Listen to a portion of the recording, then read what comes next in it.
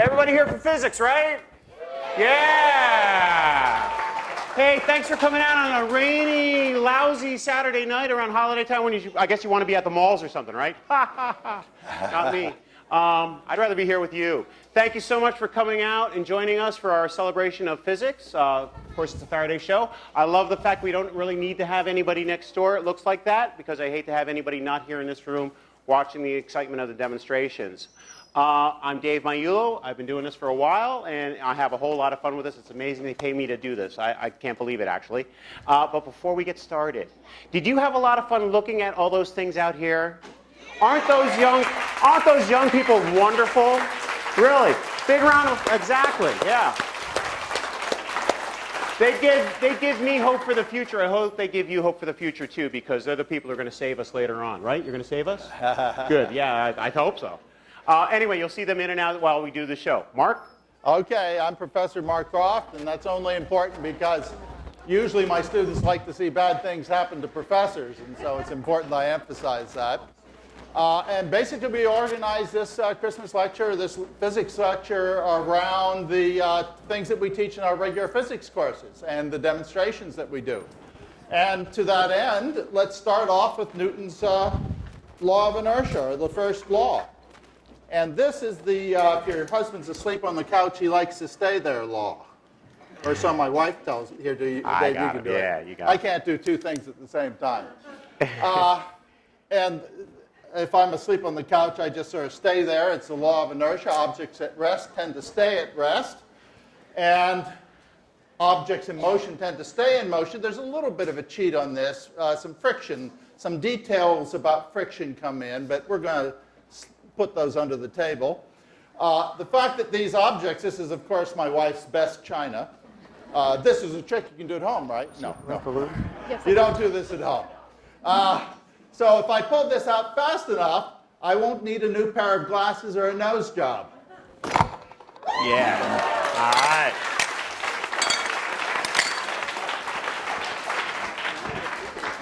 Huh? That's objects at rest tend to stay at rest.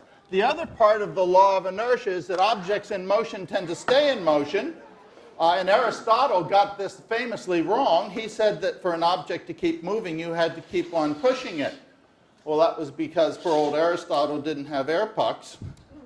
Whoops, let's do this one.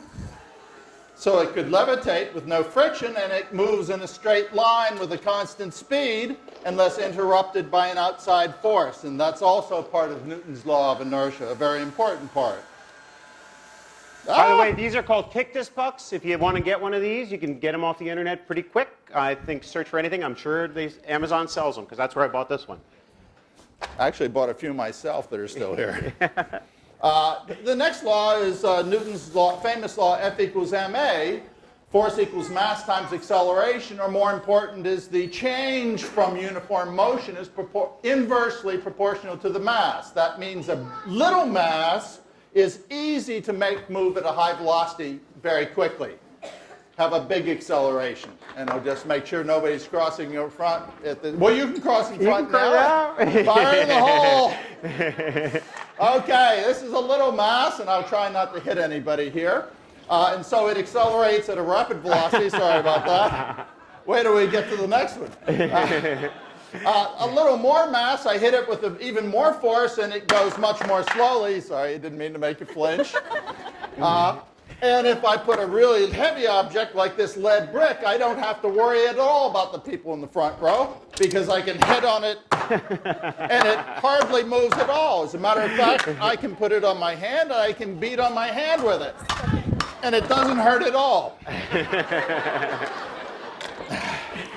There's another important thing that Newton observed, and he incorporated into his universal law of gravitation, and it came from the observation of magnets that they knew about already at that time, and that is the very, very important thing of action at a distance. Two objects can interact with each other and be attracted to each other without actually touching each other. See how they snap together? These are called buzz magnets. You can get them in the internet. They call them buzz magnets because you can do this. They're quite fun. They're rather powerful magnets, and they're rather safe also. So this is a really important thing to pick up at an early age, action at a distance. Some of you like the magniform geometrical shapes that I had, and I found kids from the age of, let's see, at least 67, which is me, to 2, and even less than 2. Even the little ones can chew on these things, because you can also construct interesting geometrical objects like a dodecahedron extremely quickly. And there's a dodecahedron. You can also do an icosahedron and also all the other regular solids. So those are magniforms if you want to get them. I always buy them in bulk. Okay. So well, let me do. Well, why don't you do this one first? Yes. Yeah. So what's that? Bowling ball. Bowling ball's massive. Yeah, bowling balls are massive. Anybody bowl? Yeah, so you know that, right? You've lifted these are nice and heavy. You actually saw one sink and one float out there, which is kind of fun. So what is it tied to? A really thin string. You notice that? It's a thin string. And if I was to ask you, can I pick this bowling ball up with this thin string, what would you tell me? You know, you sound just like the people next door, because they argue like that all the time about all these various issues, right? Right, Amit? That's what they do. They kind of sit there and argue all the time. So our experiment, because what do we have to do to find out whether this can lift us or not? The experiment, right? And that's what they do next door too, or they go off to CERN and they do the experiment there. But right here, our experiment is, can I lift this? So I'm going to try. We'll see. And yes, I can actually lift this bowling ball with this small string. So here's my next question. We know that force is equal to mass times acceleration. What might break this string? Am I accelerating this ball very much right now? No, I'm really not trying to move it too fast. What if I pull really fast? And there's actually a physics term called the jerk. Look it up on Wikipedia. I know that's where you do all your research now. So go ahead, put in the jerk. You'll come up. It's a physics term. I'm changing the acceleration. So if I try to pull this really fast, what might happen? Maybe break. And do you know this? You kind of think about it and you think, yeah, that should happen, right? So let's try it. 1, 2, 3, boom. Now, how often do you do that experiment yourself? Never? Never? Because if you don't do this experiment, then you have a whole lot of explaining, because this is the exact same experiment. You pull slowly, right? You get as many squares as you want. And when you're all done, what do? You pull fast. You know this experiment, right? Good. Okay, just checking. Okay. That brings us to Newton's third law, which is the you push me, I'll push you just as hard, but no harder, in the exact opposite direction law. The force equals the reaction force. And to do this, the nice thing that Newton did is he focused the universe and looked at in only 2 pieces. And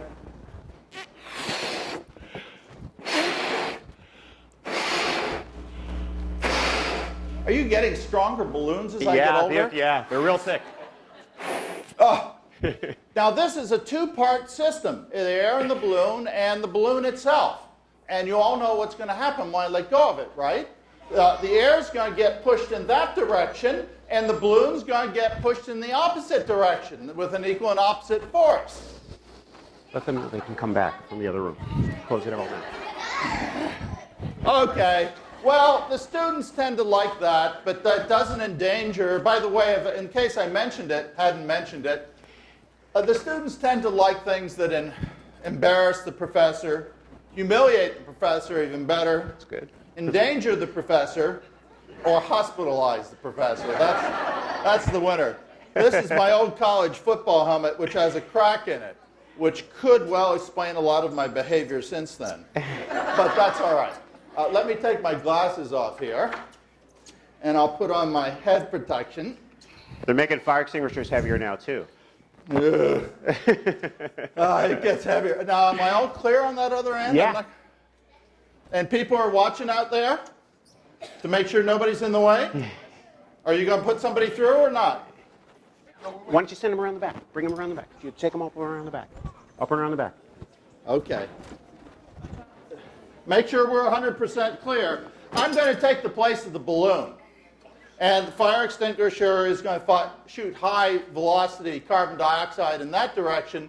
and I should go flying off on my roller skates. I have to pull the pin like a pin on a hand grenade. Have someone upstairs and direct them upstairs. This is a 50-pound fire extinguisher, and I am 67, and I have at present one artificial knee.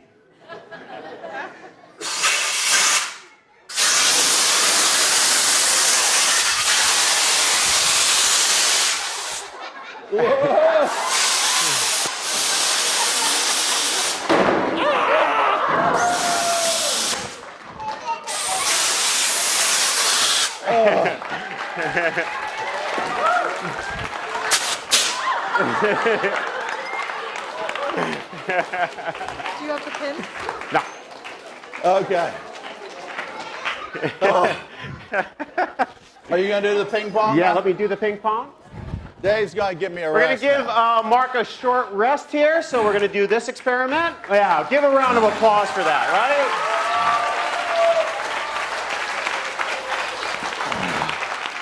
There's a couple demonstrations that there's just no way I'm ever doing them. That's one of them. Nor to do the one he does at the end, because I think that's also insane, but we're going to let him do that until he's done. Okay, yeah, we can put him in right there. So what we have in this side, this long tube, are what? Just 3 soda cans. They're empty. So what soda cans are made of what? Aluminum. Yeah, they're not that hefty or anything, but they're made out of metal. And on the other side of here, what do we have? We have a ping pong ball. And what I have here is a vacuum pump. What I'm going to do is take all the air out of this long tube. Just take most of it out, okay? And then what I'm going to do is I'm going to use this hunting arrow. Let me turn this on. It's going to come down a little bit. And as the air sucks out of here, you're going to see this gauge go down. We're going to let it suck for just a little bit. Then I'm going to reintroduce the atmosphere into this tube from this side. I'm going to actually puncture it with the hunting arrow. When that happens, all the atmosphere around us is going to push on that ping pong ball, push it all the way down here, and it's going to meet up with these cans. Now it's just a ping pong ball. You know how easy it is to crush a ping pong ball, right? You played some beer pong last night, Amit, right? I mean, I'm sure you know, right? Yeah. So they're really, really easy to crush. But they're going to meet up with some aluminum cans.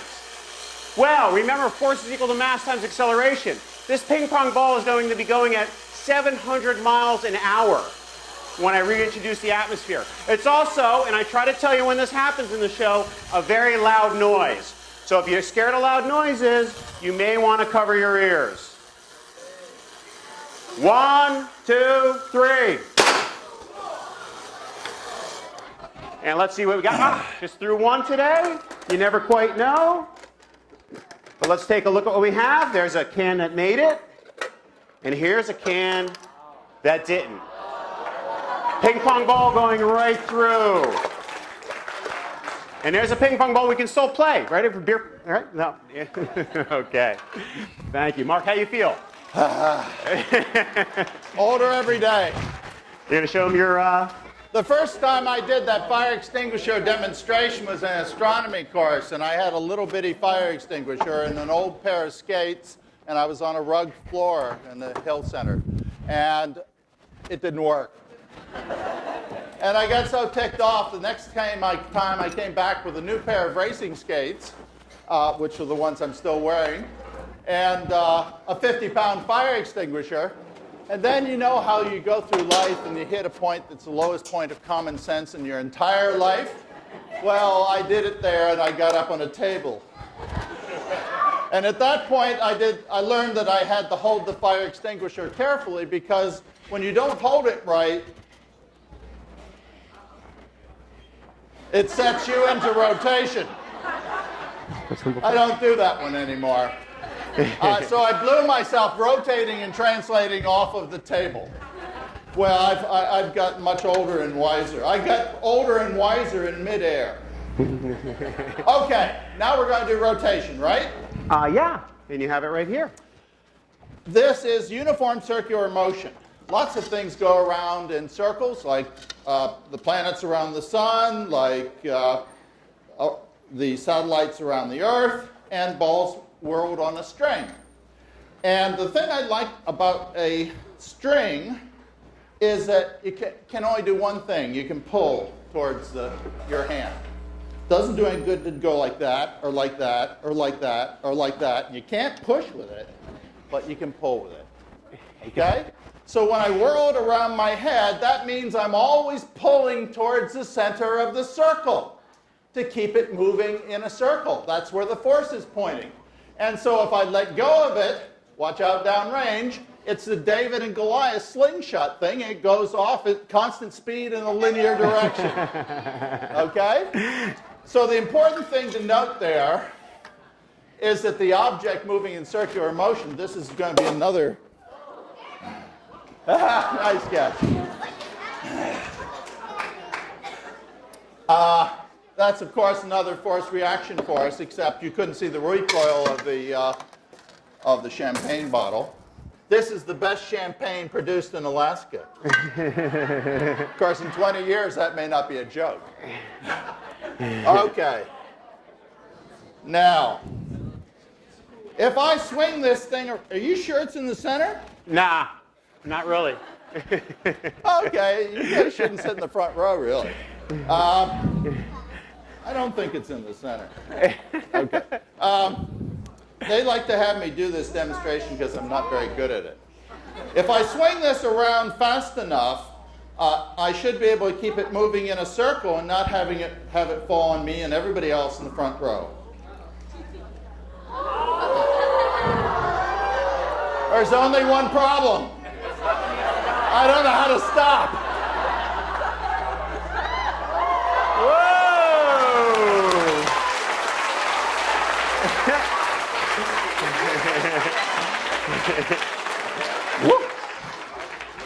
Okay, what are we up to now? Energy. Energy, ah, yes. Oh, I didn't bring my lacrosse stick. I was waiting. We're not yet.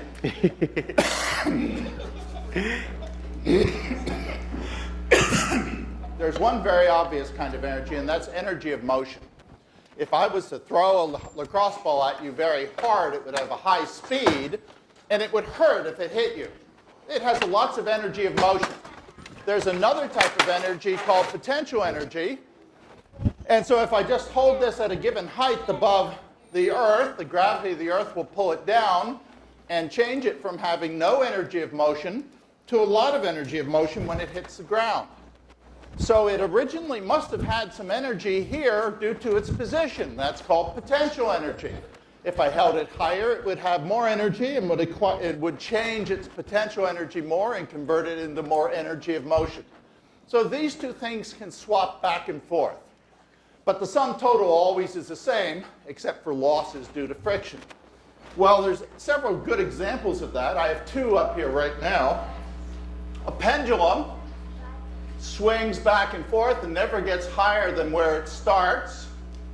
Always comes back to the same place, and at the bottom is moving the fastest, no matter what the length of the pendulum. So you're constantly changing it from the energy of motion to energy of position. And we illustrate that with this pendulum. We now have a new ladder. We used to have a ladder that was worth my life to get up on. Okay. Okay. That's the artificial knee. Got it. Good. That's it. Yeah, no, it's there. We okay? Yeah. Okay. It now has energy of position. And I'm going to let it go, and it will have energy of the motion at the bottom, and it will hit that brick at the bottom, and it will be converted to energy of destruction. Whoa! Oh! I think maybe I can't do the rest of the experiment. No. You can't? That can't be fixed? Okay, No, all right. not that all right. fast. Well, what I was going to do, this gets me out of a lot of trouble, actually. I was going to hold it up to my nose and let it go from my nose, and it would swing over there, and it would come back, and it wouldn't crush my nose. But I always get scared at the end. But now I don't have to worry about that now. We apologize for that. Actually, if you can look at the videos on the web from yesterday, it was there then. And hopefully we'll have it ready for tomorrow. There's a second kind of potential energy that you can have besides gravity, and that's a spring. If you want to pull on a spring, like an exercise spring, It has energy because you let it go and it snaps together. You can do exercises and catch your chest hairs and things like that.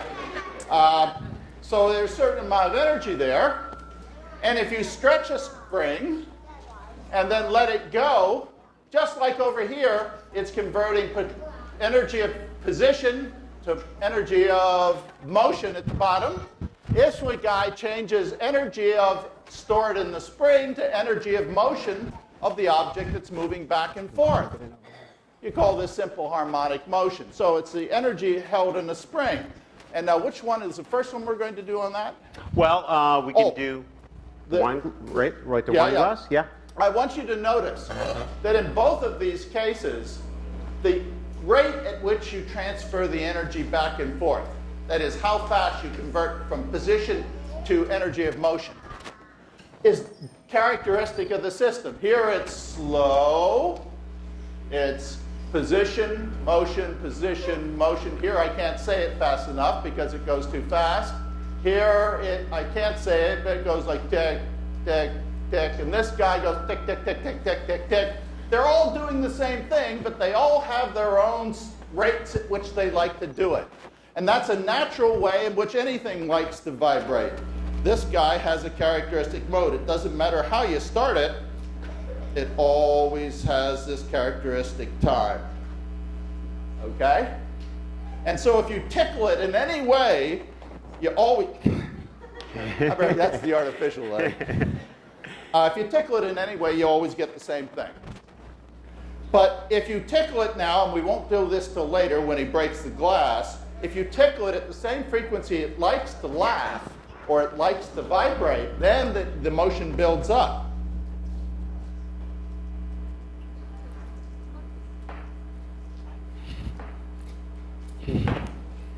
That's enough of that.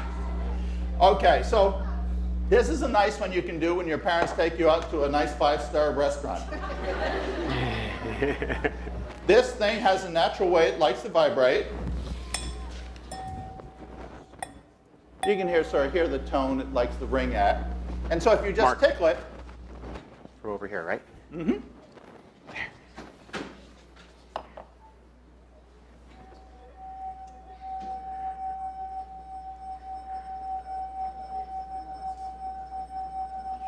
All I did was lick my finger, and I squeaked my fingers over the rim, and it tickles it in a strange way, but it rings in its natural way.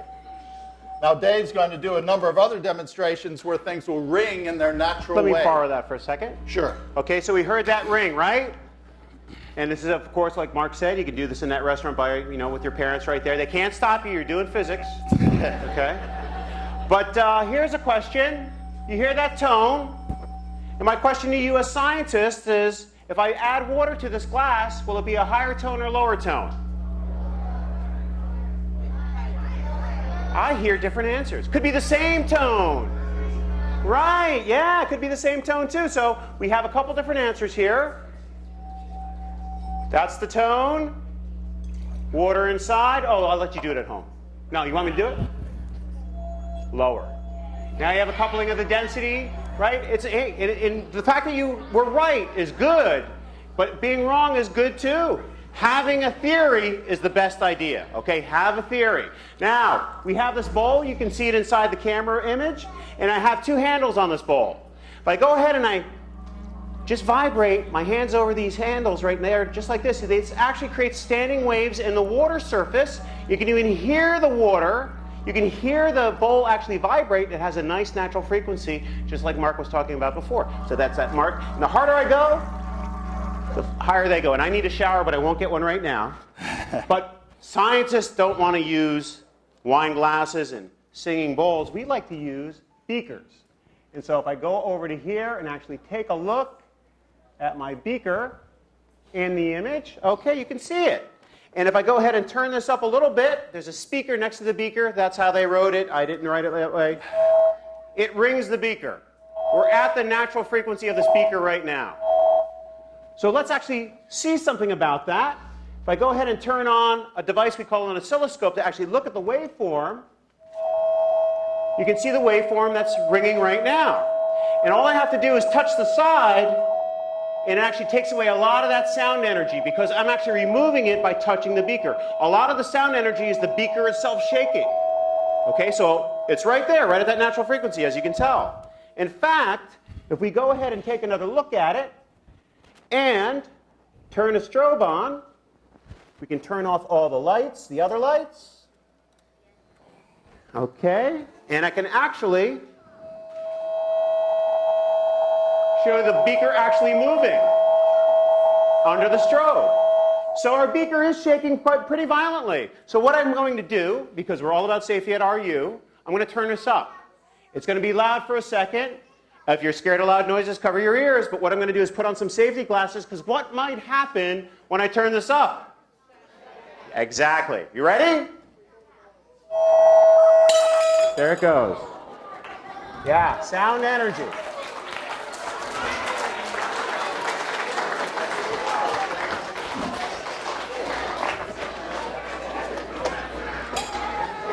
Got some tape? Get some tape and just put a piece of tape. Can you there. put the computer back on, please? Yeah. Got that? There's another type, sound. Well, Good. This particular fellow here can be made to vibrate at a particular frequency. He's just a piece of solid aluminum. And like a bell, he likes to ring at a certain frequency because the sound runs back and forth. And the first way I can do it is Dave might step in on this because he's better at it than I am. But if I hold it right in the middle, I can excite its lowest frequency. It's like a guitar string.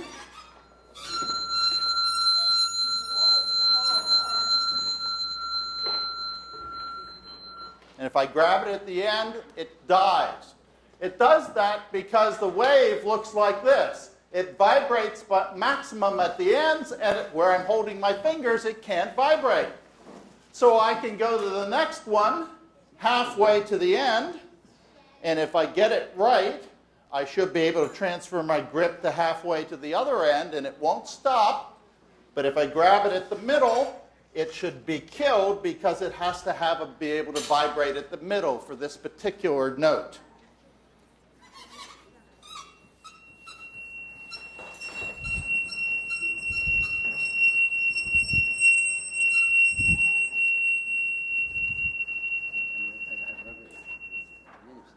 Nice. Okay? And there you can see the waveform. You can actually use this to determine the velocity of sound in aluminum, pure aluminum, and to a very high accuracy.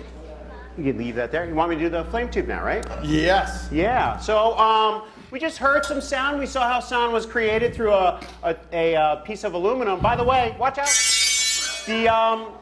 That aluminum is just a regular aluminum bar. There's nothing special about it. If you go to Home Depot, pick up a aluminum bar in the middle of Home Depot, get yourself some violin rosin, which is all that is, you can make all kinds of noise in the middle of Home Depot. Go ahead. Drive them crazy. They're going to go, what's going on? Go ahead. Why not? Anyway, so do you hear this sound? How big is that sound? I'm asking you a crazy question right now. How do you know how big sound is?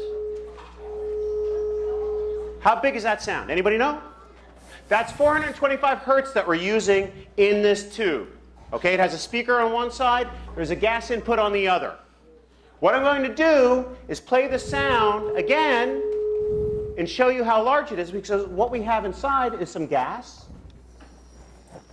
We're going to go ahead and light this up.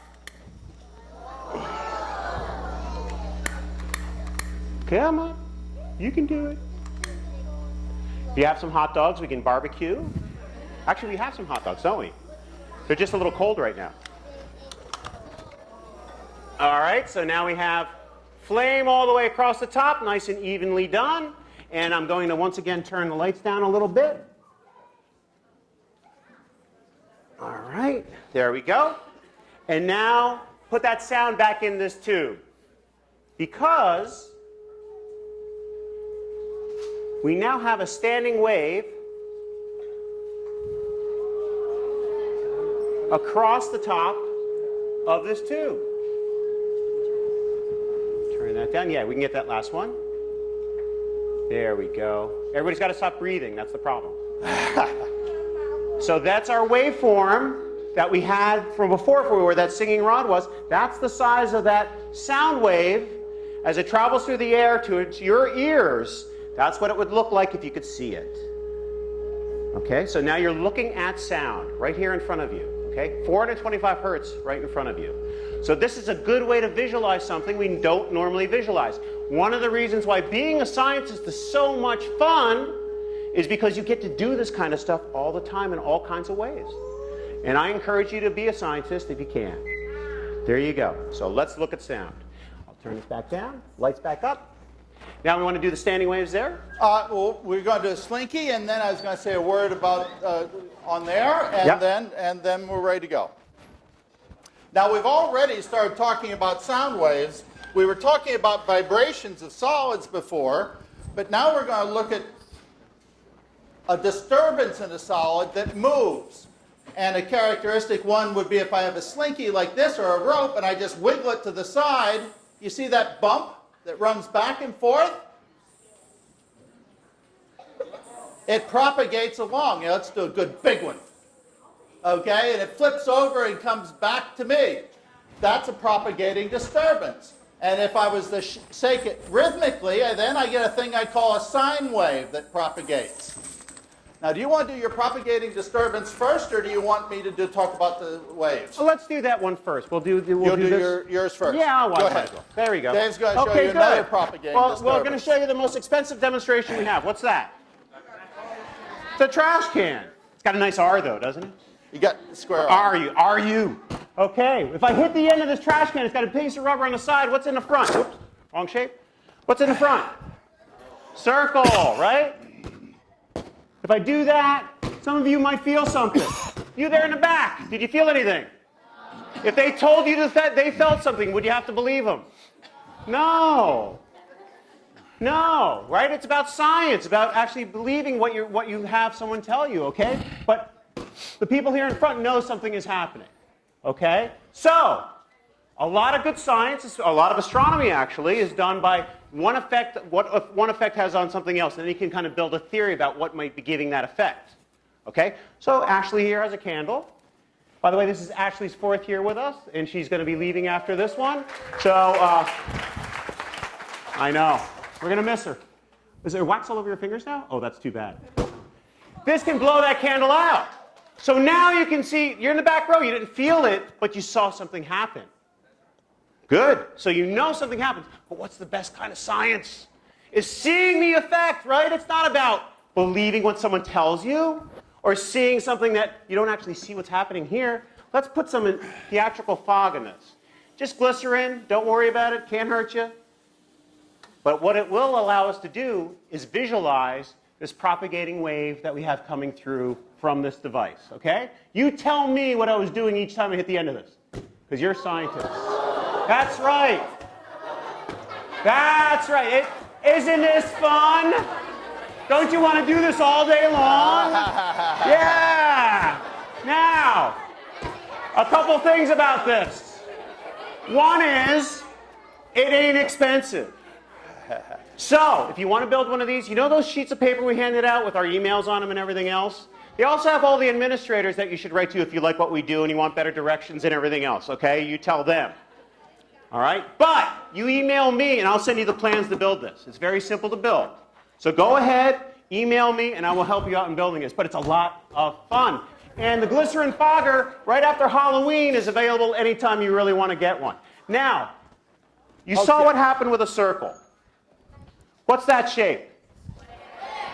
So what's going to happen when I go ahead and I put the, you stop that.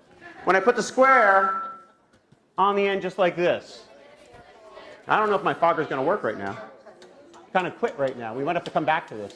Oh, wait, here we go. What's going to happen? It's going to be a square? Yeah, right? What do y'all think?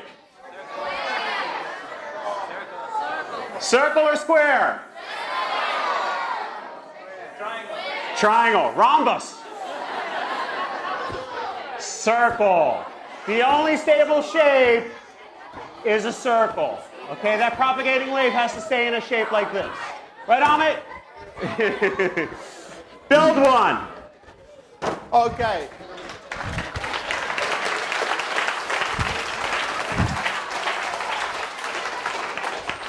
Now, before, when Dave and I were wiggling the slinky, I said I could wiggle the end rhythmically. Technically, that's like this. If I go up and down according to what we call a sine wave, we get a very nice, like an ocean wave, propagating along. It moves at a certain speed, it has a certain height, it swings positive, it swings negative.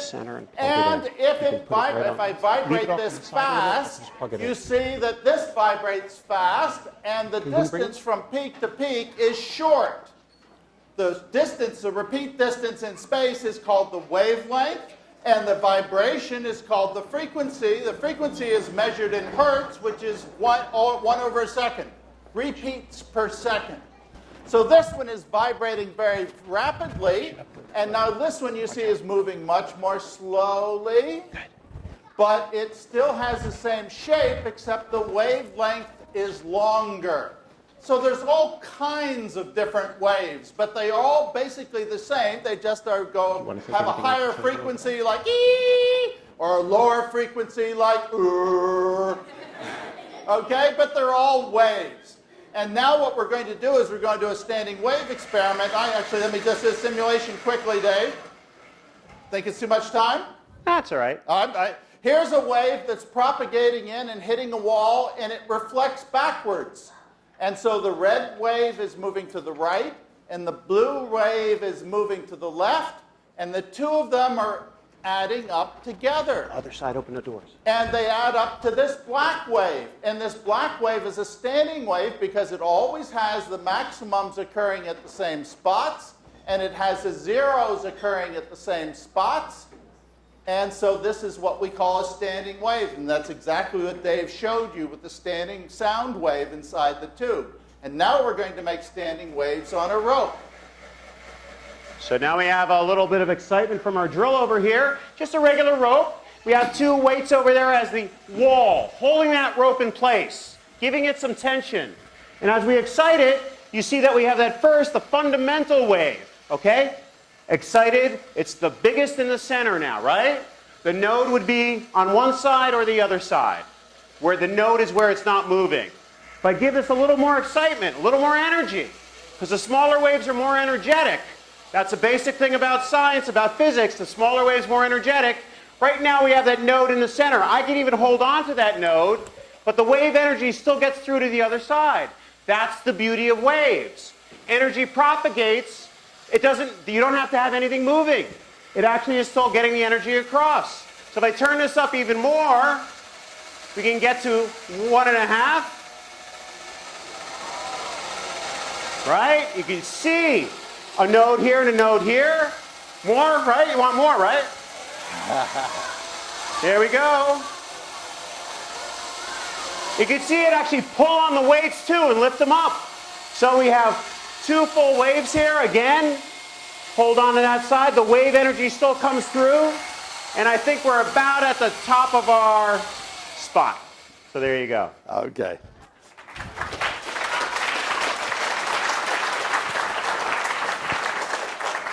Here's the picture of how you analyze which waves can stand on a string of a given length. It's interesting. This was actually the first physics problem ever solved.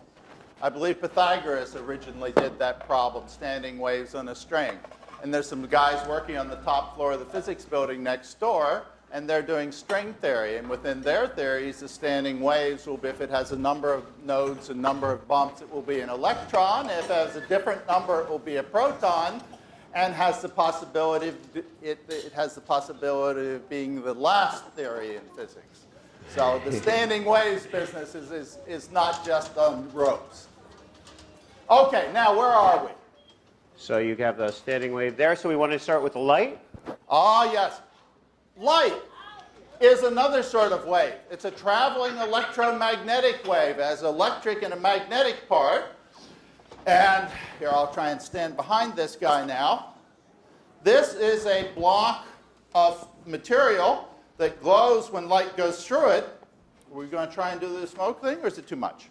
Oh, that's a good... Well, we already brought it away. So Okay, no problem. Wait, next time. When the light travels into this material, it slows down. And when light slows down going into a material, it changes the direction. And so I'm going to shine it in along this line right here, and you see it gets bent. Here I'm shining it in as if it should have come out right over here, but it's being bent. By the way, I've got this blocked by dumpster diving in the physics department dumpster. The particle physics and nuclear physics group were throwing this out, and I recognized it, and I decided I wanted to keep it. But it makes a nice way to show that how light bends when it slows down when it goes into a medium. And I can even show the thing that is called total internal reflection, where you notice here, let me get a good reflection here, the top surface is a little scratched there. You see how now the light comes in and then reflects off the top surface and comes out down here? And it never escapes. This is like happens in optical fibers that carry your signals from computers very high frequency, and you can carry lots of information on optical fibers. It's also like if they're going to look inside your stomach to see if you have an ulcer, they put an optical fiber down there and they can look at it with the light. Too slow. They can even use, in other places, it goes in all sorts of places.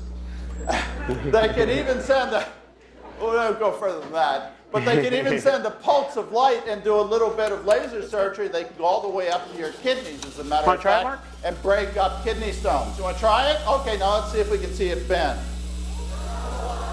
Okay, you see how it bends? There's a reflection, of course, but there's nothing escaping when we do this. There's a reflection from this surface, but nothing comes out here. Okay, why don't we stop it now? Okay, that worked out very nicely. Yes. Finally. We better turn this guy off again. Okay.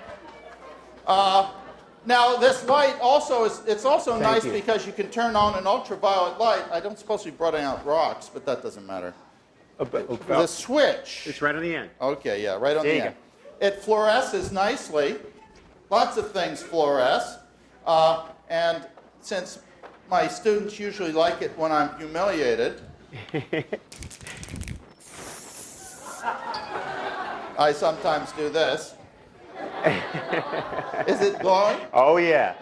Great. My wife always knows when I've done this experiment when I come home. Now, there's something that I want to point out that's very important, and that is that there are different wavelengths of light and different frequencies, and the green and the violet has higher energy than the green. So let's take out this sheet right here. If I shine a green laser on it, it just reflects. Okay, all it does is reflect. But if I shine a violet laser on it, and let's turn this guy off so we get the full effect.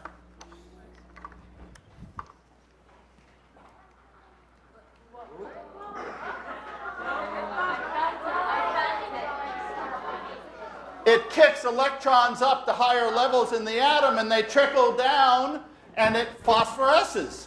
Of course, my favorite for this is The glow-in-the-dark toilet seat. yeah.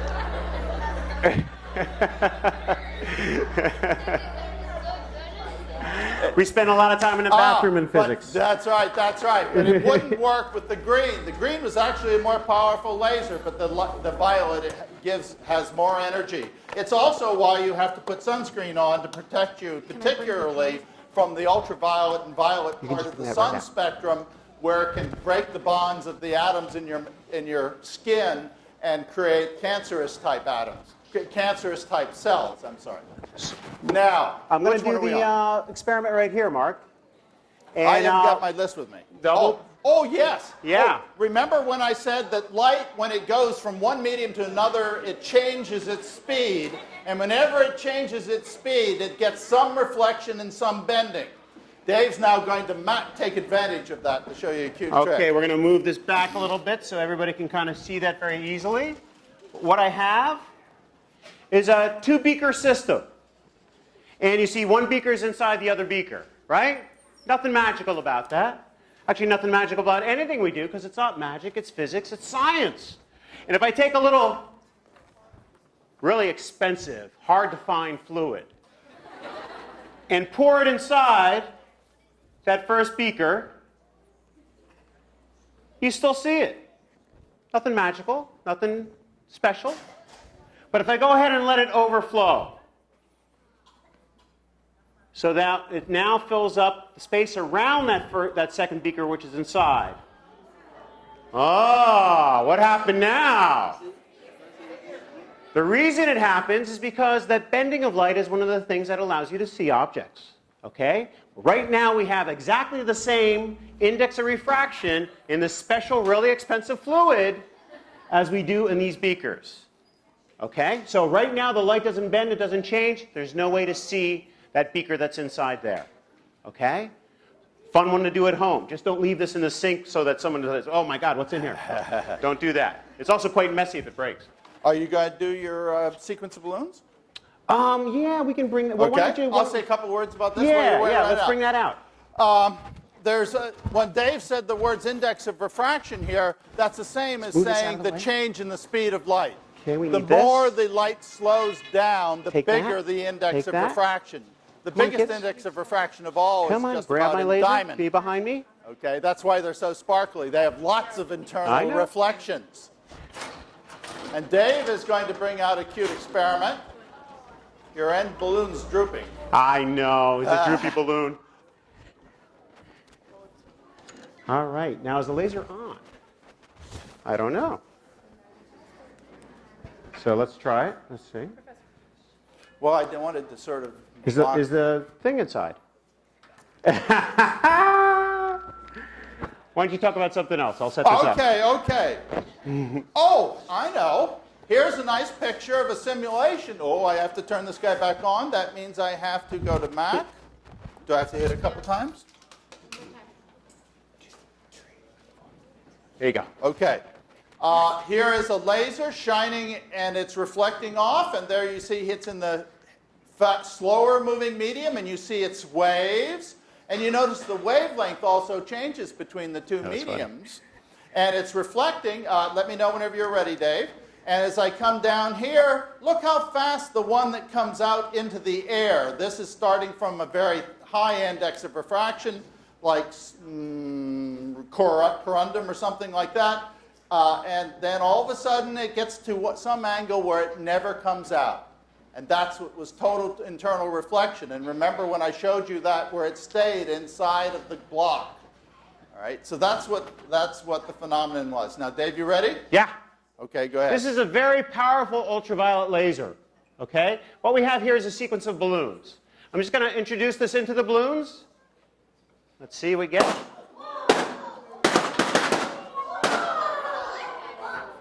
Oh, get it going. There it goes.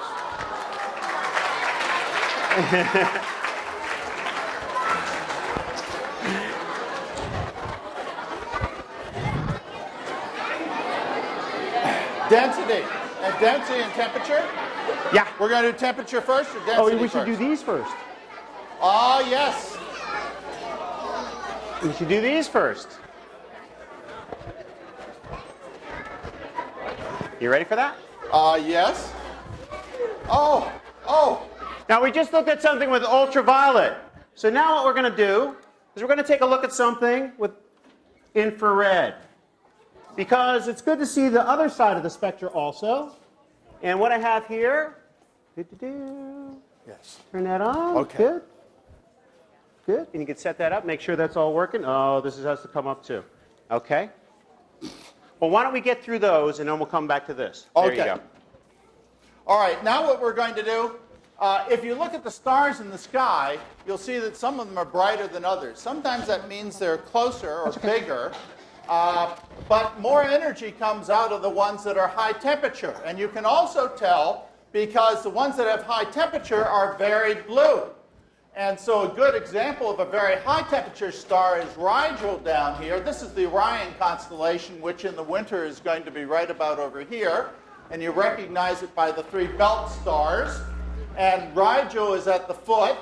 And one of his upper arms, you notice, is also very bright. But what color is he? Yes, that's because he's cold. Cold stars look reddish. Hot blue stars look blue-white. And if you follow it down to the horizon, do you see the brightest star in the sky, which is Sirius, which is actually a double star, but you can't tell without a very good telescope. And Sirius is a nice corny joke because somebody says, you say something and somebody else says, "Are you serious?" And you say, "No, Sirius is the brightest star in the sky." Okay, all right. Well, let's take a look at that. Remember we handed out those diffraction grating glasses. I hope everybody has a pair of those. And we handed them out, and you were supposed to see the rainbow that we had up front. So let's take a look at this now, the same effect. Everybody got them? Passing them around? Still some people in the back corner over there.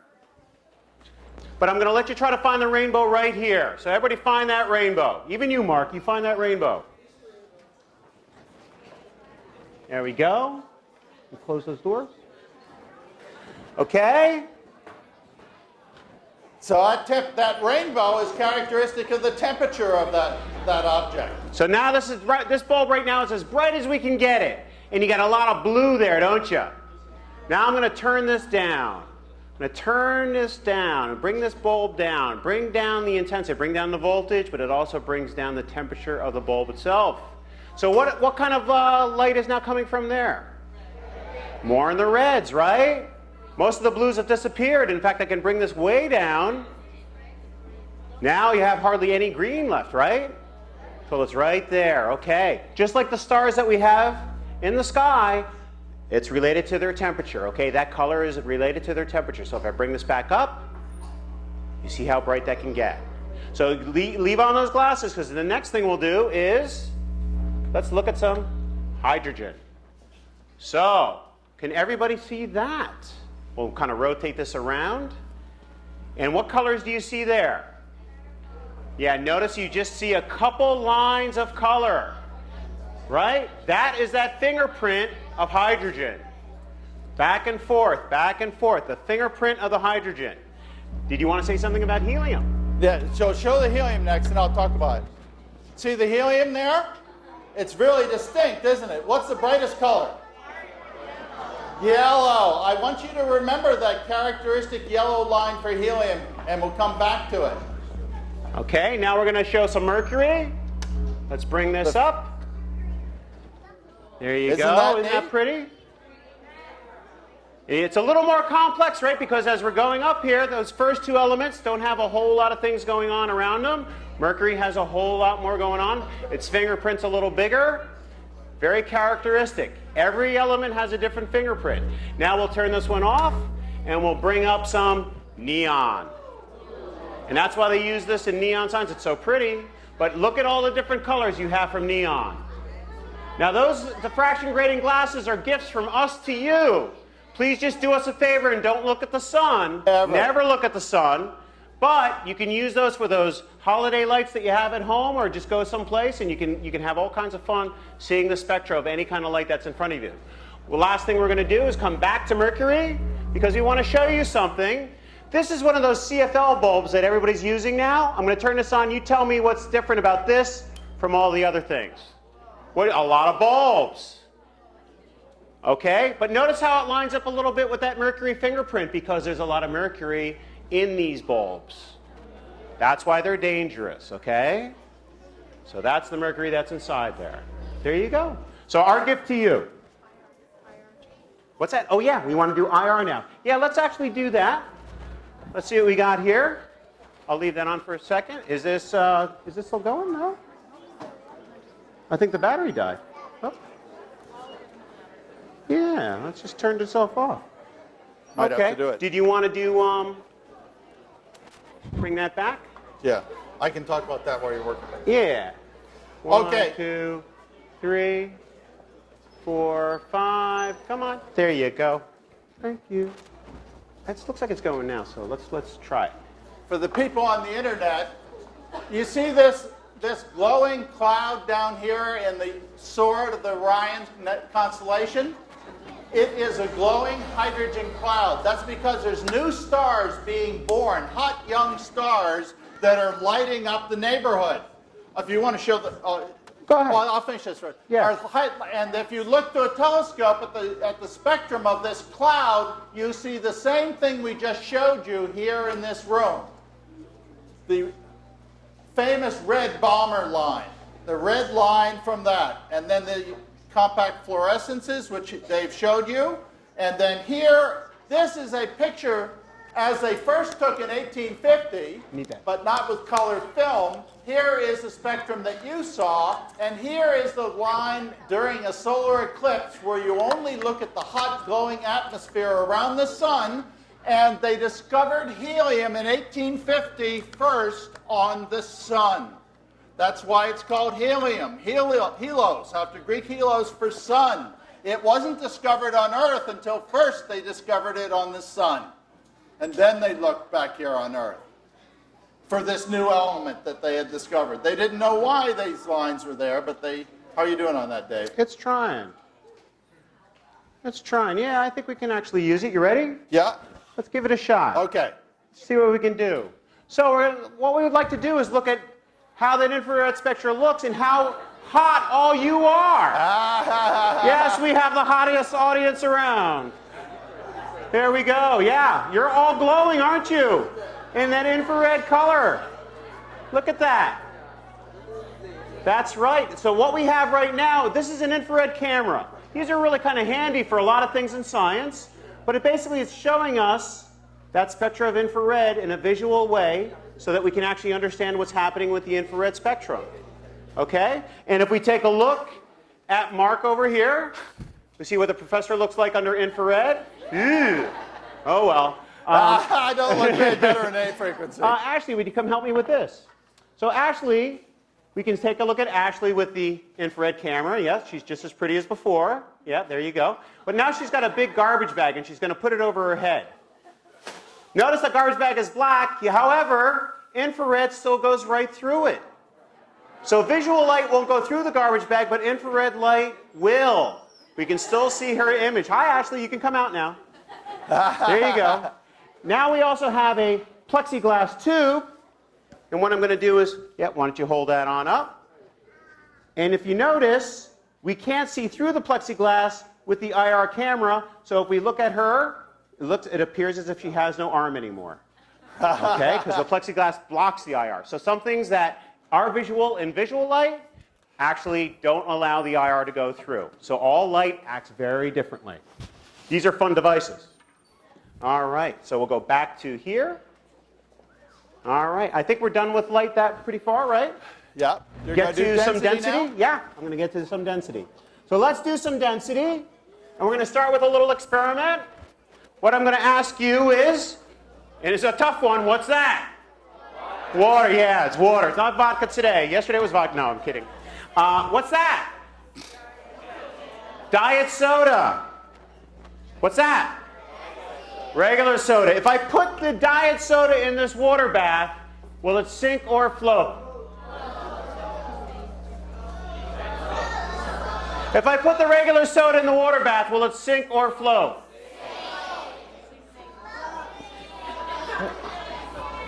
Why do they think it's different? I don't know. So, same amount of soda, they're not cheating you. Let's put that regular soda in the water bath and you can see that it sinks. Let's put this diet soda and it's going to do what? Why would this one float? Because it's diet. Yeah, because it's diet.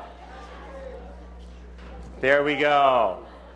So, what do they sweeten that soda with that's on the bottom of the water tank? And no sugar in that soda. What's in that soda? Corn syrup. Now that they're putting that in cars, it's going to get a lot more expensive, so they'll go back to sugar, which is pretty cheap. However, what do they sweeten this one with? Rat poison. I mean aspartame. Yeah, that's right. They were looking for some rat poison when they came up with aspartame. Think about that. You know, wiggle your nose. We drink an awful lot of this stuff. Who here has ever been in a swimming pool? Who here has ever been in the New Jersey shore, right? And the water down at the New Jersey shore. Where do you feel more of a buoyant force? In the ocean. Why? The salt, the toilet paper, all the other... No, just kidding. So if we put some salt in this water bath, we're now going to change the density of the media that both sodas are in, and you'll see that it actually brings the regular soda right to the top. So sinking and floating, very much a density, relative density idea. Okay? So we can make those float. Now, where's my balloons? Bring them on out. Am I doing that or you? You will. Oh. By the way, while we're setting this one up, if you go to the canal and you happen to see ducks, you see that they float by very high in the water. That's because they have an oil gland under their neck, and they wipe the oil on their feathers, and they displace the water, and they have low density, and they float. But if you see this guy, which is a cormorant, he floats very low in the water because he likes to dive down to get the fish at the bottom. But he has to come up when he comes out. He has no oil on his wings, and he has to stand around with his arms out, his wings out, so that he can dry off. Now, when I do the demonstrations, usually there's a danger of losing the demonstrator. We got it right there for you. We have lots of professors, but we've only got one day. This is a helium balloon, and if I light this fellow, he will simply pop. We're all scared of popping balloons, right? Yeah. Notice the fire goes out.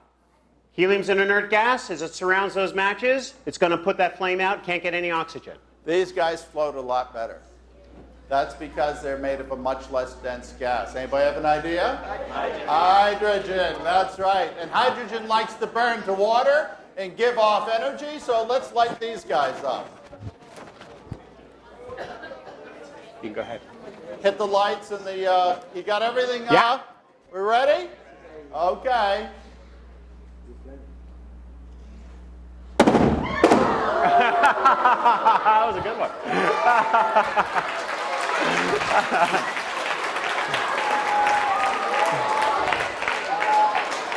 Notice the matches didn't go out. Hydrogen is not an inert gas. What are those balloons floating in? Air. They weren't floating in helium, they're floating in air. What's inside this drum? Air. What's inside you? Air. We got a lot of air over here, but inside this drum, we're going to take all the air out.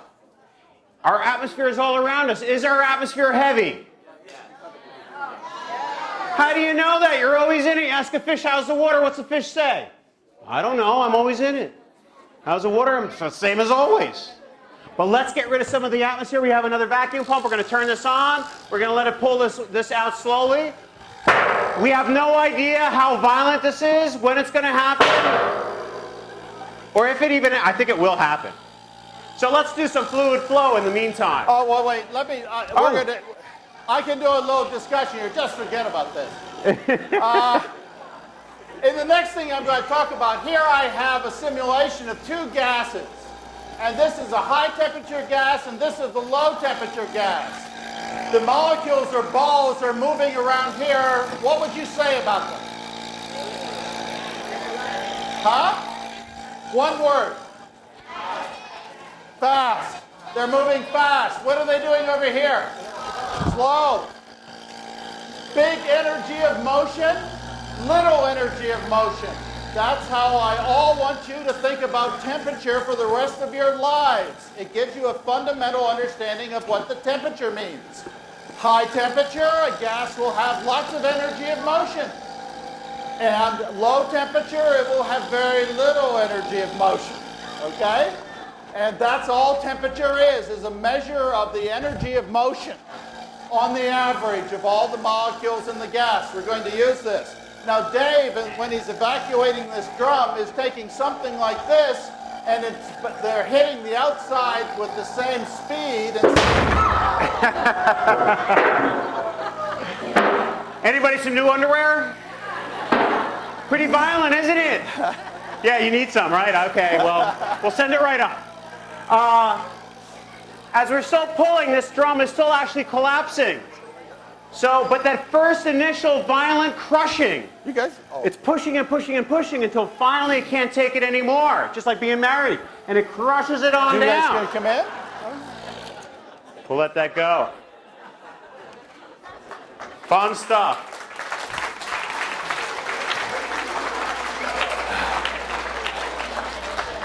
Okay, before I was so rudely interrupted, I want you to notice this pressure gauge right here. The pressure gauge registers a large pressure. The pressure is the molecules hit the wall and they bounce off and they push on the wall hard when they're moving fast. When they're moving slowly, they just sort of gently push on the wall and the pressure is very low. And so you see that this is low pressure and this is high pressure. Okay, well now I'll do a little demonstration that involves Wait. Mark, couple fluid flow. Fluid flow first? Yeah. Okay. You want to talk about that? Oh, yeah. This is called the Bernoulli Effect. And this has fast-moving air going by one side of the balloon, and it has low pressure. And slow-moving air on the other side of the balloon that achieves high pressure. So it always stays on the stream. Every time it tries to fall off, it gets into a low pressure on this side, and the high pressure on the other side pushes it back in.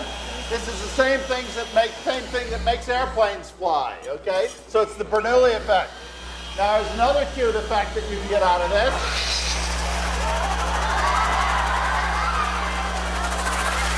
See?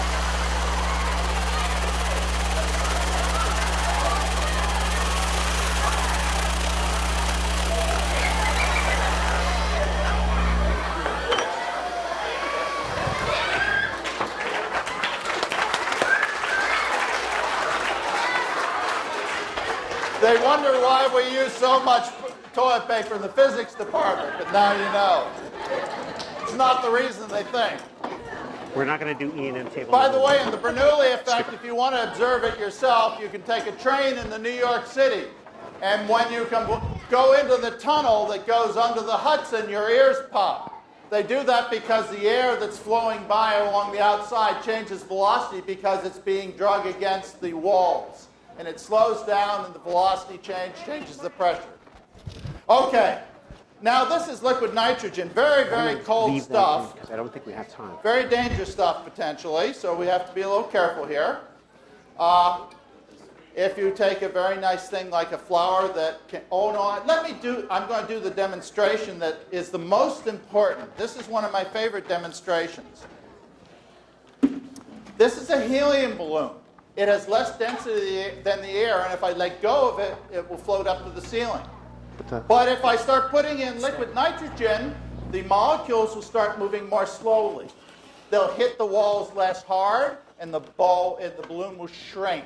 It will become more dense, and if I do it long enough, it will become more dense in the air, and the helium balloon will no longer float. It's just like I showed you in those pictures up there. There's the molecules slowing down, less energy of motion, lower pressure on the walls. The balloon is less inflated. It's getting more and more dense, and my fingers are getting cold. So let's try and...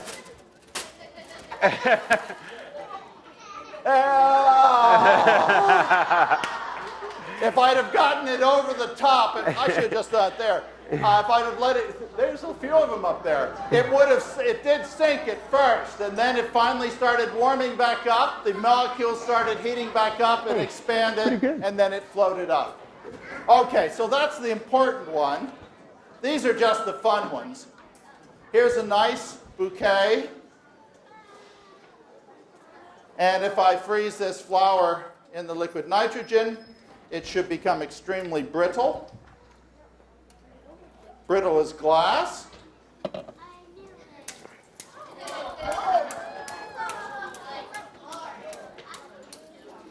And I have a whole set of interesting things here. And let me, there is no handle on this, is there? Nope. We don't want handles. Mm-hmm. Okay. Want inside there? Okay. There you go. What do I have in here? Well, on top I've got, I have to be a little gentle with this. You know what that is? Yes! Excellent with some garlic. Let's see, what else do I have in here? I have a hot dog, or part of a hot dog. That's a little bit like what would happen to your finger. And oh yes, here I have a what? And what's that? A banana split, right? Okay, we'll let the nitrogen go now. Why don't you go ahead and do this one over here? Okay. Oh yes, this one right here. Yeah. Is this guy still working, you think? I think he is. I think I he was just had a afraid bad he core. developed a. This is a liquid nitrogen cannon, and so I put liquid nitrogen in here, and it's quite cold, and it turns into a gas that has a much higher volume. If I cork it up, a high pressure develops, and that's why we call it the liquid nitrogen cannon.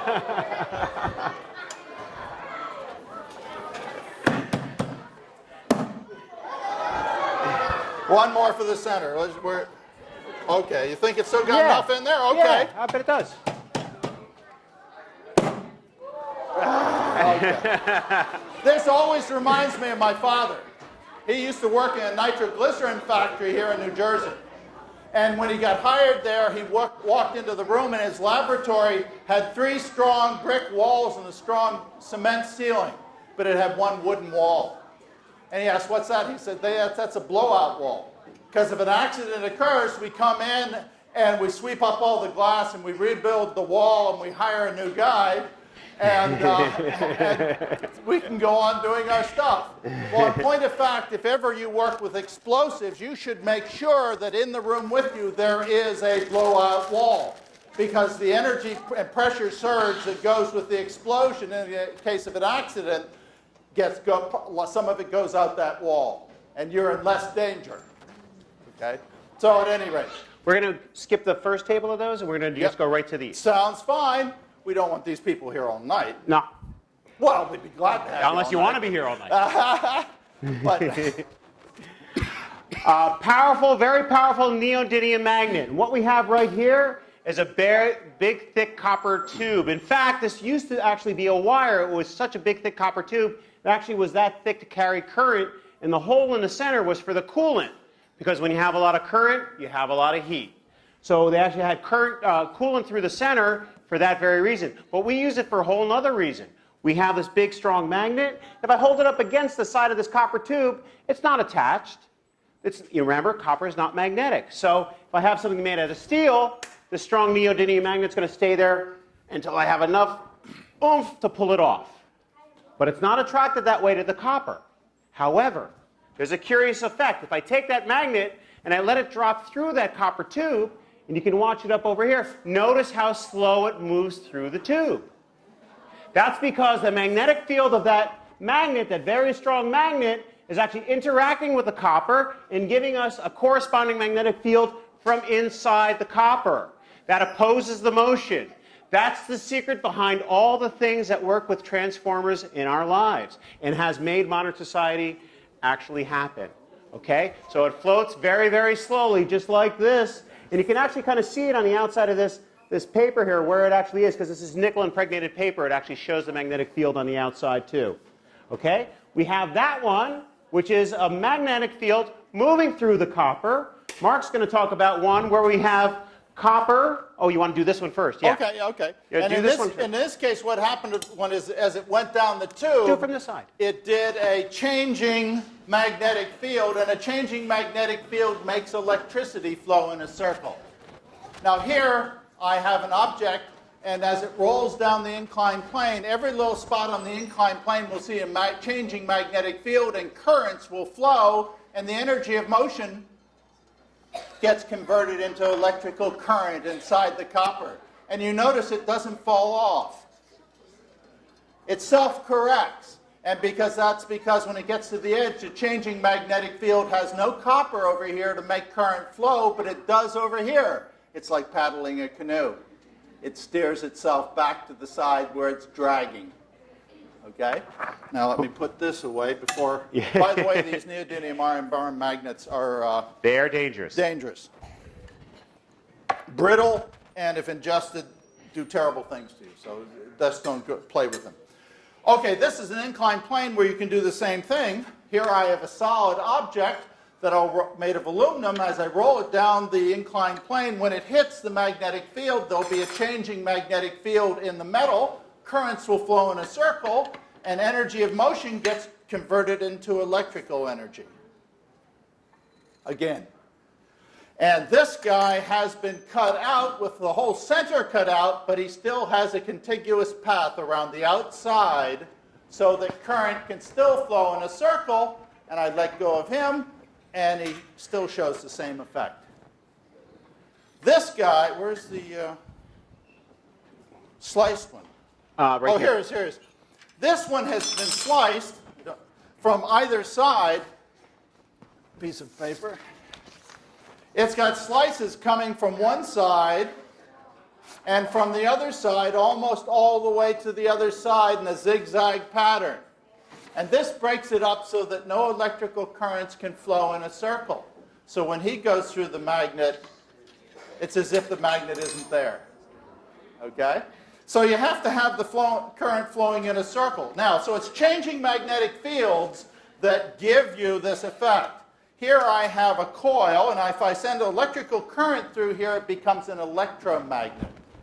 And if I put alternating current through here, the current goes one way and then the other way 60 times a second, and so I have a constantly changing magnetic field up here.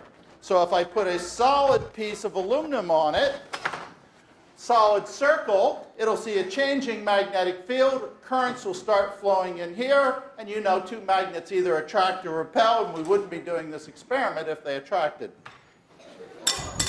That's why this is called the ring flinger. I used to have a child come up and say, okay, could you please put this on here for me like that? And I'd hand it to him, and then I'd turn it on, and the child would go like this. And then I'd turn it off, and I'd say, no, put it on like this. They always were good sports, but they've suggested I stop doing that. If I put a cut in this ring now, and I put it on, it doesn't jump because no current can flow in a circle, but of course by then the children don't trust me at all, so I have to show that I'm really turning it on. All right. The next thing is that if you cool off, there's two examples here. There's two examples here, yeah. If you cool off a solid piece, the effect becomes much, much bigger because the electrical current flows more easily. You generate more current for the motion to slow down the motion. So more of the energy goes into electrical current. On here, it gives you a ring flinger on steroids. You have to be a little careful with that.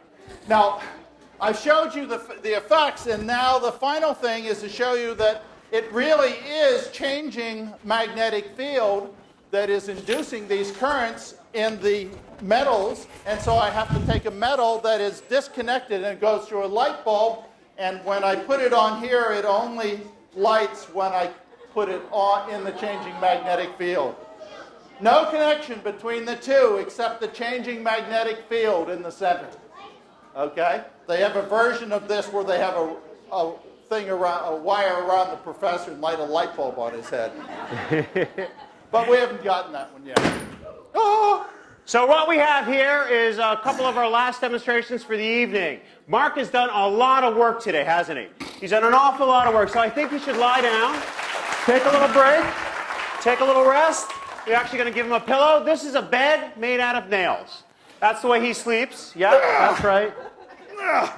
Okay, Mark, you're going to... And for this demonstration, I need a couple volunteers. I guess there's no one here who wants to help me, right? Maybe there is. Don't they lie in the bed of nails? And you. Yep. And the pink, come on. No, they don't have to lie in a bed of nails. That's for you to do. That's for you to do. You come on down. Both of you come on down. Okay, great. Your name is? Nick. Nick, good to meet you. Your name is? Renee. Renee and Nick are going to help us right here. How they're going to help us is we have a second bed of nails. Mark, put your knees down. Make sure you avoid his pretty face. Okay, right there. They're going to lie that second bed of nails on top of them. And our two new friends are going to put their masks on top of that bed of nails. So you can walk on up over here, and you come around this way. Do you mind if I just lift you up? Is that okay? Okay, and what I want you to do is hold my hand after I lift you up, and no jumping, but we're going to put their mass right on Mark, and I have you right here. A little more towards the middle, Mark says. Yeah, he's better now. Mark, you okay? Great. He's fine. Mark, professor, between two beds of nails, he's making it. Fantastic. Big round of applause for our volunteers. Mark, you're just going to stay there a while, right? Thank you, Nick. Come on up. Look at him. I think he's going to make it. You just stay there, though, okay? Yeah, you really do need a rest. Okay, first thing we need is a nice sign, because what's this evening all about? Physics, right? It's all about physics, which is right here. You okay down there? I'm good. This looks just like a guillotine. The second thing we have is a big brick. Just stay there. Don't you worry. First time I ever did this experiment. It's okay. I know it'll work. The last thing we have is a sledgehammer. Our experiment. Professor, bed of nails, brick, sledgehammer. Will he live? Back when I was a student, many, many moons ago, he was one of my professors, and he gave me a lousy grade. We can talk about And now I can't change it now. So I need a count of 3. 1, 2, 3.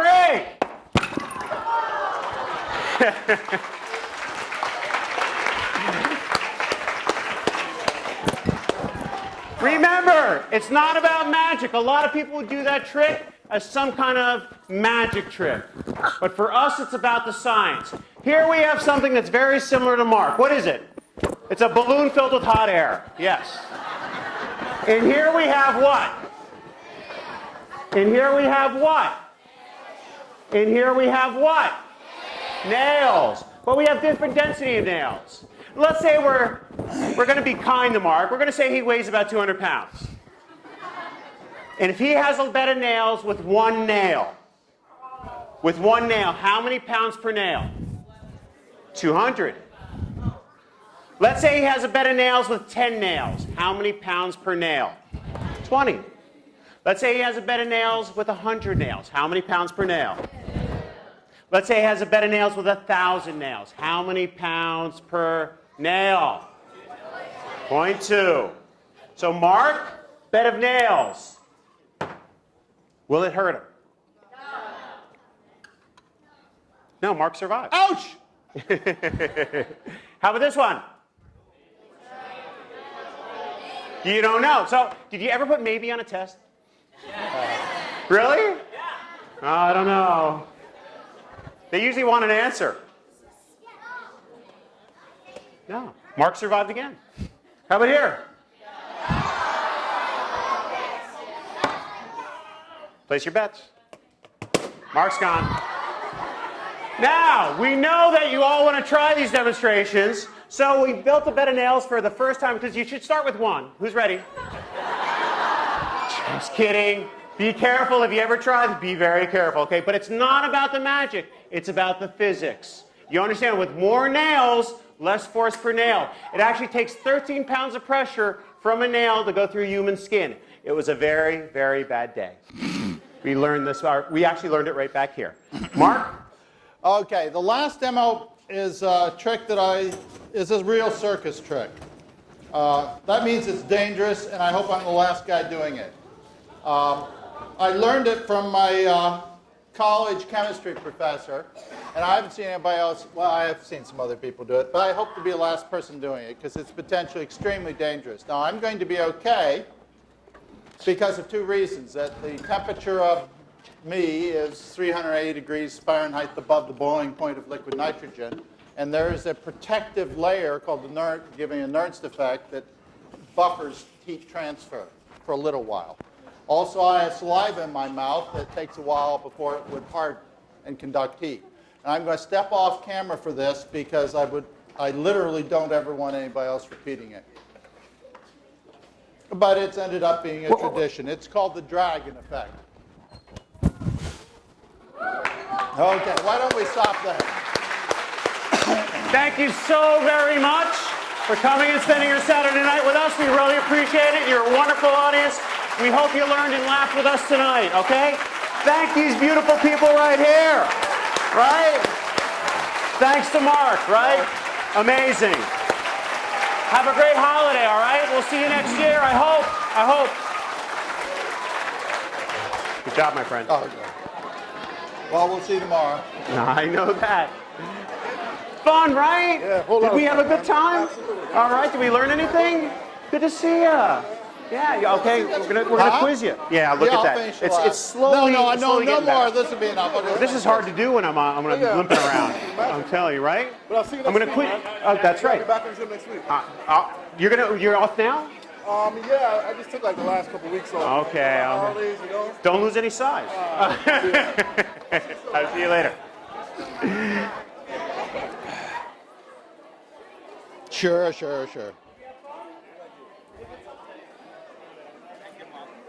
Oh, thanks a lot. Okay, thanks for coming. Hey, Jay, good to see you again. Oh, how nice. Thanks for coming. Thank you for coming. Oh, okay. I'm Mr. Thomas's student. So I understand.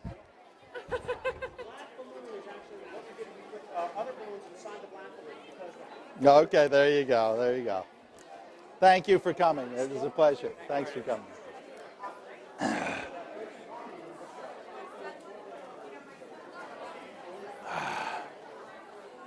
Oh, thank you for coming. I really enjoyed it. Thanks. Always enjoy it. Yes. That's why I do it. Seeing kids' eyes light up is what really gives me happiness. Thanks for coming. Thanks for coming. Have a good night. Thank you. It's a pleasure. You do the same experiment every year, or Yeah, and we're trying to, because we have so many people come, usually we are way overpacked.